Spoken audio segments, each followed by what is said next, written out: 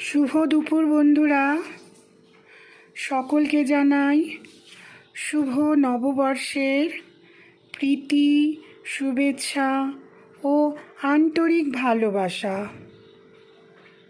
সবাই ভালো থাকুন, সুস্থ থাকুন, সবার বছরটা খুব ভালো কাটুক এই কামনা করি।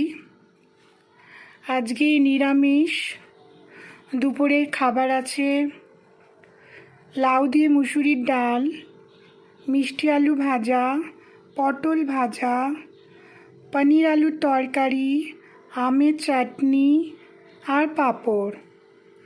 আজকে দুপুরে খাবারটা যদি আপনাদের ভালো লেগে থাকে তাহলে সবাই ভালোবেসে একটা লাইক, শেয়ার অ্যান্ড সাবস্ক্রাইব করে দেবেন।